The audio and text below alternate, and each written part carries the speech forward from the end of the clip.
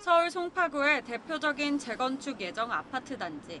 지난달 말 전용 면적 76.5제곱미터가 23억 4천만 원에 팔렸습니다. 올해 초 19억 8천만 원에 팔렸던 곳인데 급매물이 소진되면서 4개월 만에 매매가가 3억 원 넘게 뛴 겁니다. 그때 기준으로는 뭐 20억 선이 지금 한 25억 보셔야 돼요. 한 5억 올랐다고 봐야 되죠. 말바르진 않아도 간간히 한두 개씩 거래가 돼요. 그래서 매매가도 올랐고 재매가도 올랐다고 보시면 됩니다. 바로 옆 5,500여 세대가 입주한 대단지 아파트도 집값이 반등하는 추세입니다.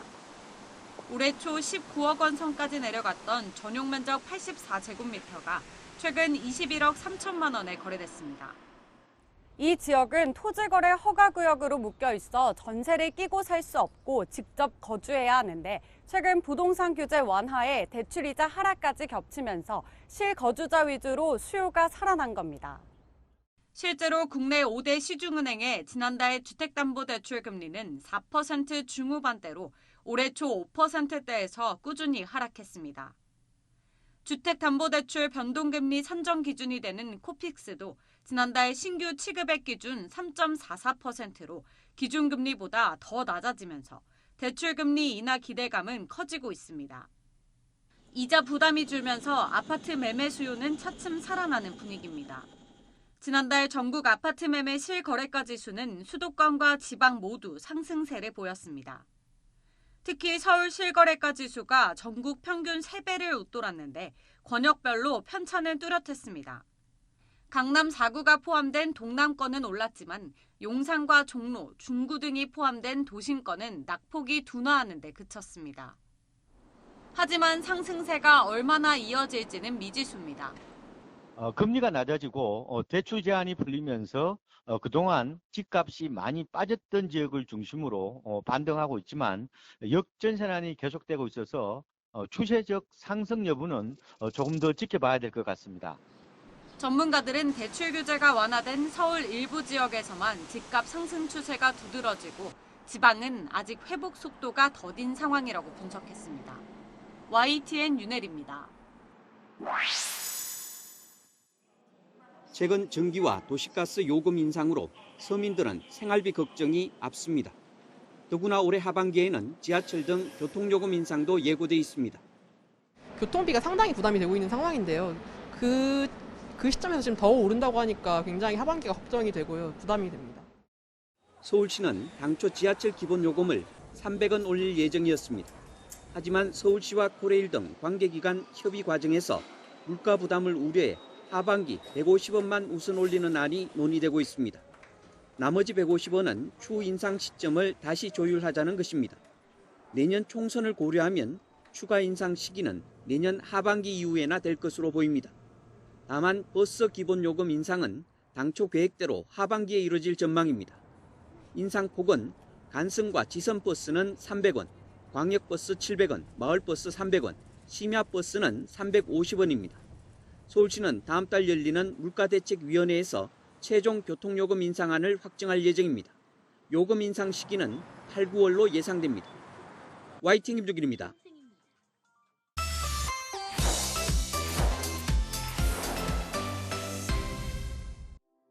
서류 가방을 든 남성이 홀로 눈길을 가로질러 어디론가 향하고 창밖을 응시하는 한 여성은 고민에 빠졌습니다.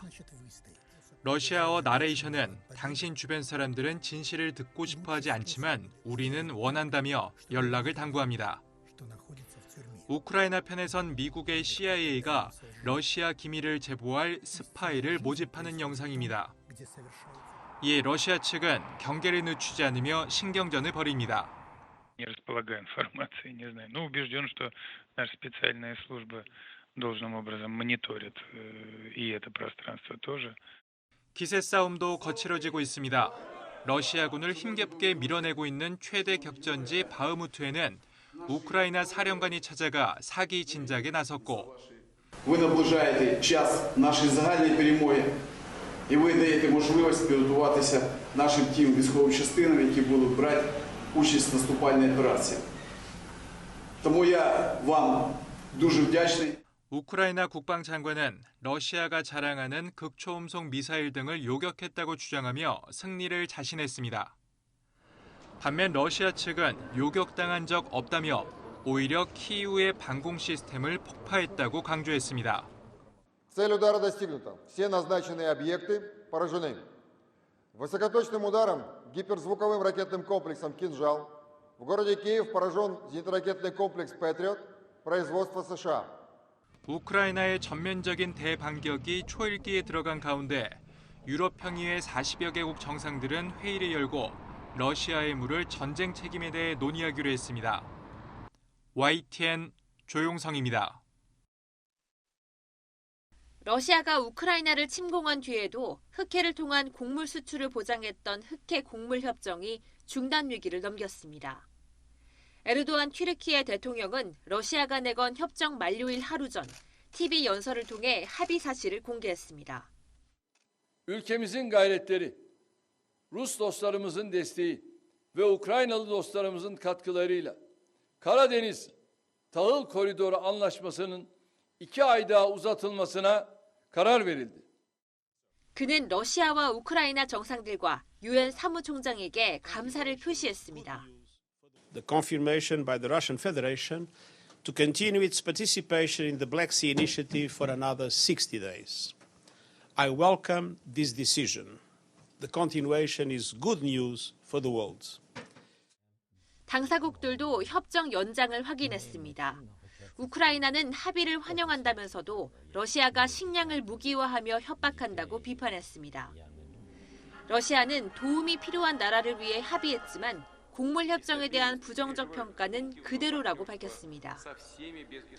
러시아는 그동안 2차례에 걸쳐 협정을 연장하면서도 자국산 농산물과 비료 수출이 보장되지 않고 있다며 요구사항을 내걸어왔습니다. 러시아와 우크라이나는 전쟁 발발 이후 흑해 봉쇄로 고조된 세계 식량난을 완화하기 위해 지난해 7월 유엔의 중재로 곡물 협정을 맺었습니다.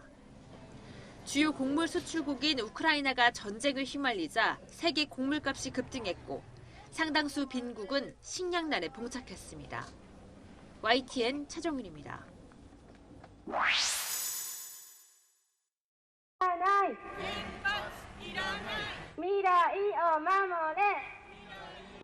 시민들이 구호를 외치며 도쿄 도심 한복판을 행진합니다. 도쿄전력의 후쿠시마 제1원전 오염수 해양 방류를 반대하기 위해서입니다. やってはいけないことだと思うけど、やってはいけない。で、タンクに置いておくことは可能。もうほとんど増えないので、ほとんど水は増えないので、置いておけばみんなで頑張る印になるじゃないですか。 시위 참석자들은 오염수의 해양 방류는 사람의 손으로 방사능을 퍼뜨리는 행위라며 오염수 방류는 일본만의 문제가 아니라고 강조합니다. 放射性物質の汚染水の排出っていうのは日本だけの問題じゃないし、もちろん福島だけでも問題ではない、世界中の問題なんで、みんなで考えていく必要があると思います。 후쿠시마 원전 부지의 저장 탱크에 보관된 오염수는 약 132만 톤으로 용량의 98%에 달합니다. 도쿄전력은 내년 2월에서 6월쯤 탱크 용량이 가득 찰 것으로 보여 방류를 미룰 수 없다는 입장입니다. 이와 함께 오염수 방류를 위한 해저 배수 터널 공사는 다음 달 말까지 모두 끝낼 것으로 보입니다. 일본 정부는 오염수 방류 계획에 변함이 없다는 점을 분명히 하고 있습니다. 하지만 이미 일본 국민의 절반 이상이 일본 정부가 오염수 방류에 대한 충분한 이해를 구하지 못했다는 여론조사까지 나온 상황. 일본은 오염수 방류와 관련해 투명성을 갖고 상세히 설명하겠다고 연일 강조하고 있지만 얼마만큼 설득력을 발휘할 수 있을지에 대한 의구심을 가라앉히기는 쉽지 않아 보입니다. 도쿄에서 YTN 김세호입니다. 미얀마 서부 라카인주 주도 시트웨를 사이클론 모카가 강타하면서 사원이 훼손되고 주변은 잔해들로 어지럽습니다. 복구 작업이 시작됐지만 언제 이전 모습을 되찾을 수 있을지 가늠하기 어렵습니다. 미얀마 국영방송은 주택 11,532채, 학교 163개, 정부 건물 112개 등이 피해를 봤다고 보도했습니다. 지난 14일 라카인주 시트웨에 상륙한 모카는 강풍과 폭풍에 일에 이어 폭우와 홍수를 일으켜 큰 피해를 입혔습니다. 미얀마 군사정권은 라카인주 등의 21개 구를 재난지역으로 지정했습니다. 라카인주는 이슬람계 소수민족 로힝야족 집단 거주 지역입니다. 미얀마 임시정부 국민통합정부는 시트웨 주변 지역에서 로힝야족 약 400명이 숨진 것으로 파악했습니다. 시트웨와 인접한 방글라데시 콕스바자르의 로힝야족 난민촌도 타격을 입었습니다. 콕스바자르 난민촌에는 미얀마에서 건너간 로힝야족 약 100만 명이 생활하고 있습니다. 열악한 난민촌 가옥이 대거 파손됐습니다. The Rohingya refugee in the camps in Teknaf and neighboring Bangladeshi communities were the most affected, with thousands of shelters and services facilities destroyed. 목하는 2008년 미얀마에서 약 13만 8천 명의 사망 실종자를 낸 나르기스 이후 최악의 사이클론으로 꼽힙니다. YTN 이종수입니다. 케냐 남서부에 있는 카지아도 성인 남성 10여 명이 숲속 어딘가를 향해 조심스럽게 몰려갑니다. 주변에서 가축을 키우는 목동들인데 대부분 손에 창을 들었습니다. 이들의 사냥감은 암컷 사자. 연달아 내려꽂히는 창에 맞아 제대로 저항도 못한 채 숨을 거뒀습니다. 국립공원에서 탈출해 가축을 11마리나 물어 죽이자 목동들이 직접 나선 겁니다. In this case, the animals strayed from their natural habitat into homesteads where they killed these livestock in search of food. 이렇게 죽임을 당한 사자가 이날만 6마리. 며칠 전에도 케냐에서 가장 나이가 많은 수컷 사자가 비슷한 이유로 사살됐습니다. 당국 조사 결과 최근 일주일 동안 목동들에게 죽임을 당한 사자는 모두 10마리로 집계됐습니다. 야생동물의 낙원으로 불리는 케냐가 사자들의 무덤으로 변한 겁니다. 극심한 가뭄 탓에 서식지가 파괴되자 먹이를 찾아 마을로 향하는 일이 잦아지면서 벌어진 일입니다. Because of human-wildlife conflict as we have just witnessed in Amboseli, but to other factors such as climate change. 케냐 정부는 피해를 본 목동들에게 보상해주는 대책을 마련했지만 서식지 파괴와 먹이 부족 문제가 해결되지 않으면 임시 방편에 그칠 것이란 반응이 나오고 있습니다. YTN 황보현입니다. 해리 왕자와 부인 메건 마클 그리고 장모가 뉴욕의 한 여성 관련 행사장에 들어서고 있습니다. 메건 마클은 이 행사에서 여성들에게 용기를 북돋워주는 연설을 했습니다. You can be the visionary of your own life. You can charter a path in which what you repeat in your daily acts of service. 문제는 밤늦게 행사가 끝나고 귀가하는 길에 일어났습니다. 사설 경호팀의 SUV 차량을 타고 뉴욕 경찰의 경호 지원을 받으며 귀갓길에 올랐으나 파파라치들이 곧바로 따라붙었습니다. 쫓고 쫓기는 추격전은 1시간가량 이어졌고 해리 왕자 일행은 결국 파파라치들을 떨쳐내지 못하고 경찰서로 피신했습니다. 이어 경찰이 잡아준 택시로 옮겨 타고 귀가를 시도했으나 채 10분도 지나지 않아 다시 추격을 당했습니다. Because their emotions were pretty high. Because all of a sudden they thought there was no paparazzis. Paparazzis came out of nowhere. You know. 해리 왕자의 대변인은 추격전이 2시간 넘게 계속됐으며 파파라치들이 인도를 질주하거나 빨간불에도 달리고 역주행을 하면서 사진을 찍어 인명사고로 이어질 수 있는 아찔한 순간들이 펼쳐졌다고 격분했습니다. 뉴욕 시장은 1997년 프랑스 파리에서 파파라치들에 의해 쫓기다 숨진 해리 왕자의 어머니 다이애나 왕세비까지 언급하며 파파라치들이 무모하고 무책임했다고 비난했습니다. And I think all of us, I don't think there's many of us who don't recall how his mom died. And 해리 왕자가 당한 이번 사건이 다이애나 왕세자비의 비극까지 소환하면서 유사한 상황을 막기 위한 영국 왕실 차원의 고민도 깊어질 것으로 보입니다. YTN 유재용입니다.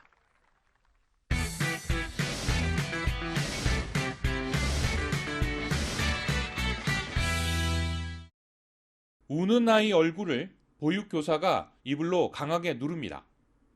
발버둥 치다가 풀려나자 아이가 자지러지게 우는데 달래기는커녕 다리를 강하게 잡아당기며 겁을 줍니다. 식탁에 앉은 아이 머리를 때리더니 바닥에 내동댕이 치고 한참을 내버려 두다가 다시 한쪽으로 끌고 가서는 움직일 수 없도록 다리로 강하게 누릅니다. 울던 아이가 다가오는 교사를 보자 반사적으로 손을 올려 머리를 보호하려고 합니다. 같은 공간에 다른 보육교사가 있어도 폭행을 제지하는 경우는 없습니다. 그냥 조금 그렇게 학대하는 게 일상처럼 보였어요. 그냥 또 핸드폰만 보고 계신다든지, 한쪽에서 아이가 만약에 맞고 있어도 다른 선생님은 그냥 핸드폰 보고 계시거나. 지난해 8월 학부모가 아이 몸에 난 멍을 보고 아동학대 의심 신고를 하면서 드러난 장애아동 전담 어린이집 보육교사들의 폭력. 경찰이 복원한 CCTV에서만 지난 6월에서 8월 사이 500건이 넘게 포착됐습니다. 가해 교사들은 무심결에 한 행동을 학대로 생각하지 못했다고 말한 거로 알려졌습니다. 뒤늦게 학부모들에게 편지로 용서를 구했는데 아이들은 여전히 고통 속에 살고 있습니다. 노란 차 보면은 바닥에 들어놓고 소리 지르고, 택시를 타고 지나가도 그 동네쯤에 가면은 이제 구토 증상도 있고. 지난해 해당 어린이집이 기준을 충족한다고 평가했던 담당 지자체는 경찰 수사가 진행되는 5개월 동안 처분을 보류해왔습니다. 지금 다니고 있는 분들에게도 피해가 가면 안 되는 거니까 저희들이 다각적으로 검토를 해서 처분할 계획입니다. 경찰은 어린이집 원장과 교사 등 8명을 입건해 이 가운데 학대 행위가 많았던 교사 4명에 대해서 사전 구속영장을 신청했습니다. YTN 김종호입니다. 학원이 있는 건물 지상 주차장.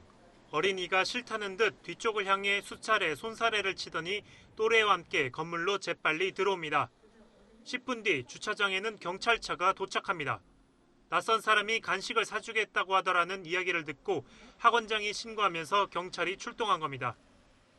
50대 남성 A씨는 학원에 가던 초등학생 2명에게 다가가 간식을 먹으러 가자고 제안하며 유인을 시도했습니다. 그러나 어린이들의 강한 거부에 부딪혀 실패했고 인근 지하철역으로 도망쳤습니다. 아이들이 손살을 치고 들어가는 것만 보였어요. 근데 아마 사준다고 그랬으니까 아이가 싫다고 손살을 치고 갔겠죠? 경찰은 추적 끝에 4시간 만에 경기 안산시에 있는 집에서 A씨를 붙잡았습니다.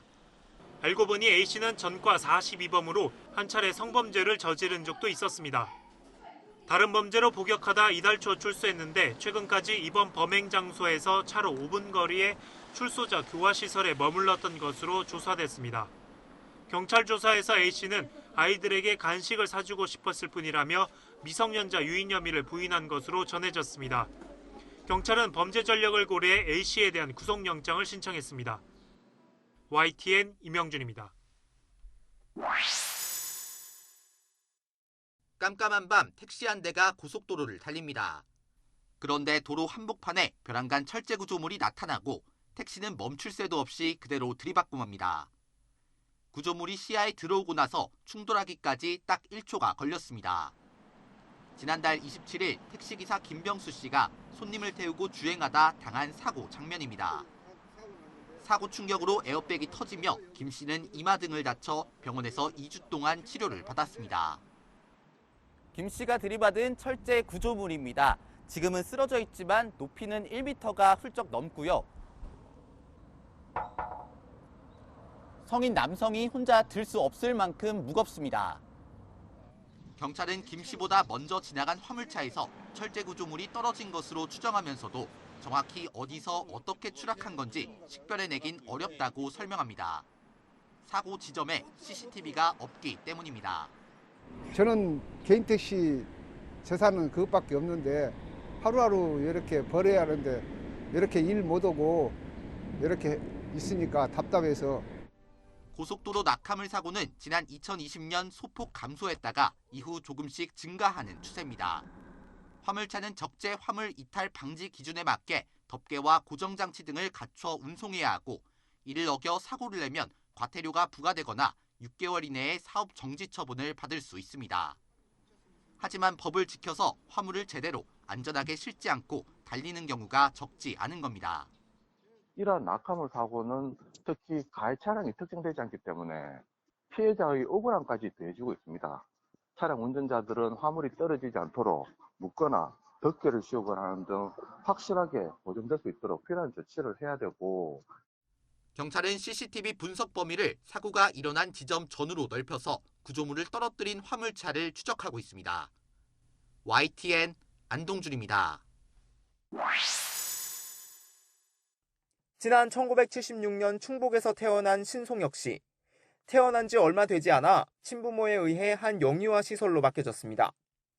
입양기관인 홀트 아동복지회로 다시 넘겨진 신 씨는 결국 불과 3살 나이에 미국으로 입양돼 애덤 크랩서라는 이름을 얻었습니다. 하지만 미국에서도 양부모의 학대와 폭행에 시달리다가 2번이나 파양됐고 노숙 생활을 전전했습니다. 이발소도 열고 가족도 꾸리는 등 다시 일어서려 했지만 이번엔 자신이 시민권이 없는 불법 체류자였다는 사실을 뒤늦게 깨달았습니다. 영주권 신청 등 노력에도 불구하고 신 씨는 과거 저지른 경범죄가 문제가 돼 끝내 미국에서 추방되고 말았습니다. Whatever they want me to do, I'll do it, but I need to stay here for my family. 한국으로 온 신 씨는 홀트를 상대로 손해배상 소송을 제기했습니다. 친부모가 있는 것을 알면서도 고아로 호적을 꾸몄고 본명인 신성혁을 신송혁으로 잘못 쓸 정도로 졸속으로 입양을 보냈다는 이유였습니다. 대리 입양제를 입법하는 등 사실상 불법 해외 입양을 부추겼다며 국가를 상대로도 배상을 청구했습니다. 1심 법원은 4년 만에 홀트의 책임을 인정하고 신 씨에게 1억 원을 배상하라고 판결했습니다. 우리 법원이 불법 해외 입양인에 대해 국내 입양기관의 책임을 인정한 건 이번이 처음입니다. 다만 국가에 대해선 신 씨의 청구를 기각하고 배상 책임을 인정하지 않았습니다. 불법 해외 입양을 관리하고 주도하고 계획하고 용인해온 국가의 책임을 인정하지 않은 것에 대해서는 너무나 심각한 유감을 표시합니다. 이번 판결은 다른 해외 입양인들 사이에서도 비슷한 소송이 잇따라 제기되는 계기가 될 것으로 보입니다. 그동안 사실 책임은 질번 없으니까 늦어도 이제 좀 책임져야 되니까 해외 입양인들이 많이 좀 관심 가지고 있는 것 같아요. 신 씨 측 대리인은 가족들과 멕시코에 머물고 있는 신 씨와 상의해 항소 여부를 검토하겠다고 밝혔습니다. YTN 홍민기입니다. 실손 보험금을 받으려면 가입자가 병원에서 진료 내역서를 직접 대 보험사에 내야 합니다. 팩스 등으로 보내거나 사진을 찍어 보험사 앱에 첨부하면 됩니다. 절차가 번거롭다 보니 진료비가 많지 않으면 그냥 두는 경우도 많습니다. 한 해 미청구 보험금만 2~3천억 원으로 추정되는 이유입니다. 병원에 직접 가가지고 이제 그 서류를 떼야 되는데 병원이 조금 멀거나 아니면 너무 바쁘거나 하면 이제 그냥 방문을 포기하고 그냥 소액인 경우에는 실손보험을 이제 포기하는 경우가 좀 있었던 것 같아요. 앞으로는 이런 절차가 생략될 가능성이 커졌습니다. 병원에서 전산을 통해 실손보험금을 청구할 수 있도록 하는 개정안이 국회 정무위 법안심사 소위를 통과한 겁니다. 본회의 통과까지 절차가 남았지만 도입을 위한 첫발은 뗀 셈입니다.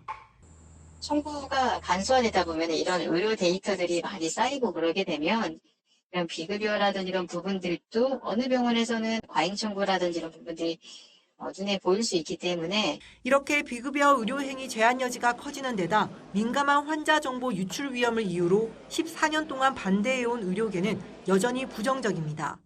심평원이 됐든 아니면 보험 개발원이라고 하는 보험사의 연합체가 됐든 어떤 중앙집권적인 기관에 모이는 것 자체를 저희가 위험하게 생각을 하는 거고 모이는 건 무슨 의미냐 이게 다 모아서 패턴을 파악한 다음에 이제 그 보험사의 손실률을 조정하는 이익률을 조정하는데 일부 시민단체도 보험사가 환자 정보를 악용할 수 있다며 반대하고 있습니다.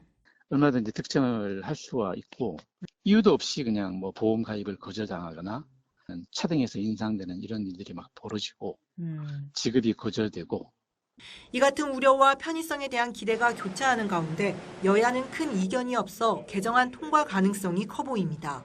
YTN 이영훈입니다.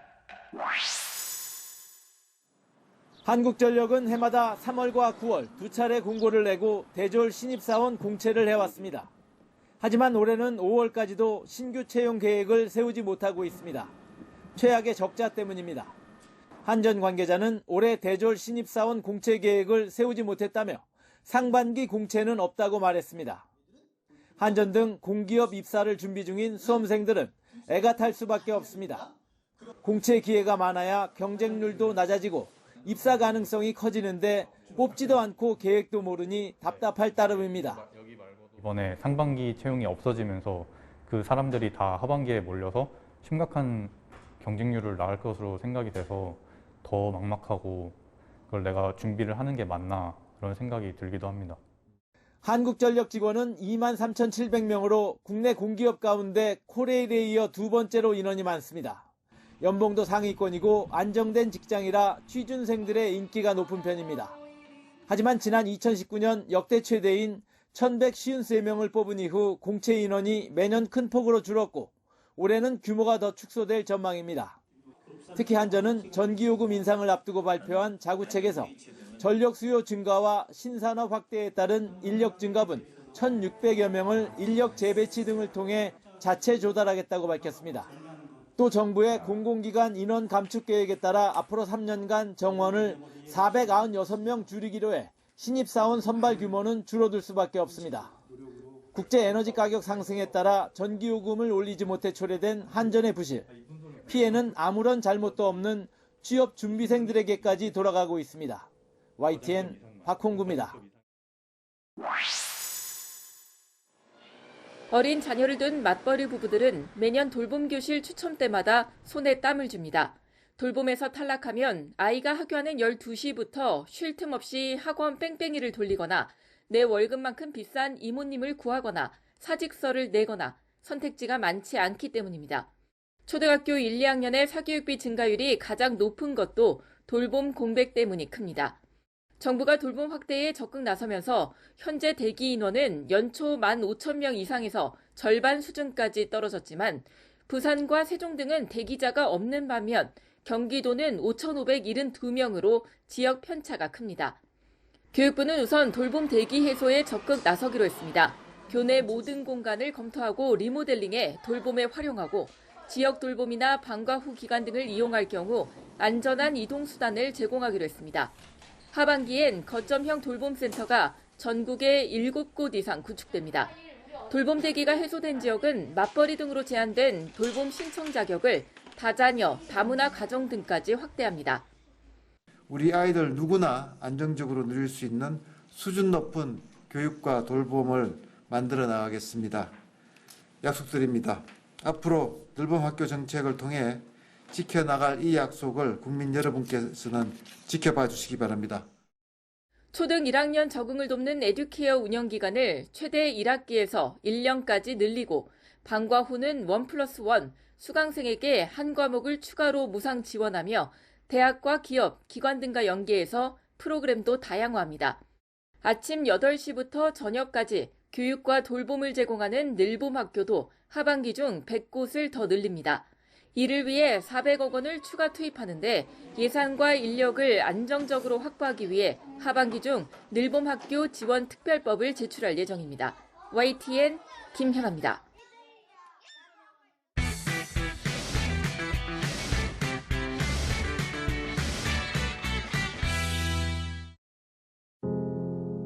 소설은 치매를 앓던 엄마의 시신을 미라로 만들고 죽음을 은폐하며 시작됩니다.